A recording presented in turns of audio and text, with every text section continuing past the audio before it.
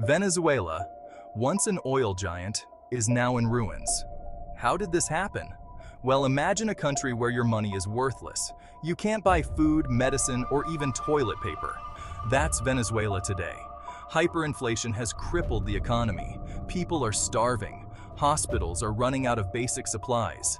Millions have fled, creating a refugee crisis in neighboring countries. This wasn't always the case. Venezuela used to be wealthy thanks to its vast oil reserves. But corruption, mismanagement, and falling oil prices have brought the country to its knees. The government's socialist policies, meant to help the poor, have backfired spectacularly. Price controls have led to shortages. Nationalization has scared off foreign investment. The situation is dire. The UN estimates that over 7 million Venezuelans have fled since 2015. Those who remain face a daily struggle for survival. They stand in line for hours for a loaf of bread. They scavenge for food in garbage dumps. Parents are forced to watch their children go hungry. The Venezuelan crisis is a man-made disaster, a cautionary tale of how quickly a nation can collapse when its leaders prioritize ideology over competence and compassion. The 2023 presidential election in Venezuela was supposed to be a chance for change. It wasn't.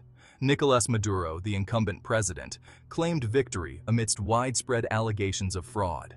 The opposition cried foul, claiming the election was rigged. International observers agreed, calling the vote neither free nor fair. Opposition leader Edmundo Gonzalez emerged as a beacon of hope for many Venezuelans. He promised to restore democracy, fix the economy, and uphold human rights. But Maduro's grip on power proved too strong. He controlled the courts, the military, and the electoral council. The result was a foregone conclusion. The disputed election plunged Venezuela deeper into crisis. Protests erupted across the country, met with brutal repression from government forces. Opposition leaders were arrested. Journalists were silenced. The international community condemned Maduro's actions but seemed powerless to stop him. The hope that had flickered briefly during the election campaign was extinguished. Venezuela was once again under the thumb of an authoritarian regime. In Venezuela today, criticizing the government can get you killed, or worse, disappeared. Nicolas Maduro's regime has become increasingly authoritarian, silencing any voice that dares to speak out. Human rights are routinely violated. Freedom of speech is a distant memory. Independent media outlets have been shut down. Journalists who dare to report the truth face intimidation, arrest, or exile.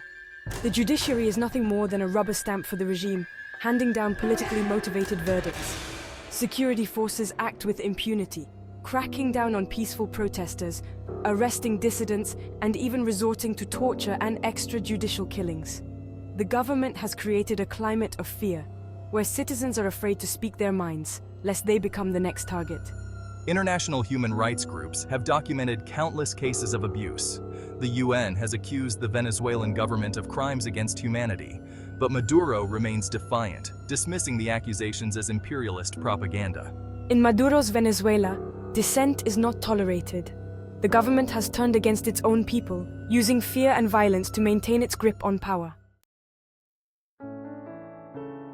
Section 4. Stories of Hope and Resilience. Despite the darkness that has enveloped Venezuela, glimmers of hope still shine through. The Venezuelan people, though battered and bruised, have not given up. They continue to resist the regime, demanding a better future for themselves and their children. Community kitchens have sprung up across the country, providing meals to those who would otherwise go hungry. Doctors and nurses working in dilapidated hospitals with limited supplies continue to treat the sick and injured. Teachers, their salaries decimated by hyperinflation, hold classes in parks and homes, determined to educate the next generation. International aid organizations, though hampered by government restrictions, are working tirelessly to provide food, medicine, and other essential aid to those in need. The Venezuelan diaspora, millions strong, has become a lifeline for those back home, sending remittances that help families survive. The resilience of the Venezuelan people is a testament to the human spirit's ability to endure even the most unimaginable hardship. Their unwavering hope for a better tomorrow is a beacon that lights the way forward. Section 5. A call for international action.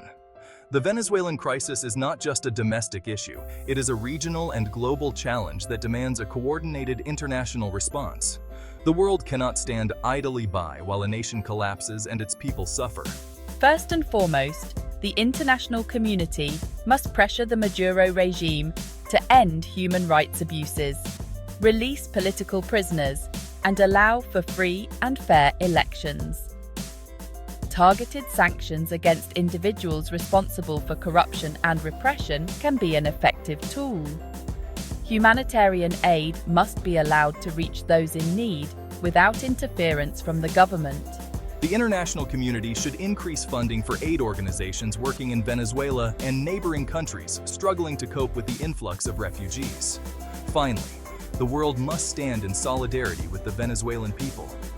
Their struggle for freedom, democracy, and human rights is a fight for the universal values that unite us all. By amplifying their voices, supporting their cause, and holding the Maduro regime accountable, we can help bring an end to this crisis and pave the way for a brighter future for Venezuela.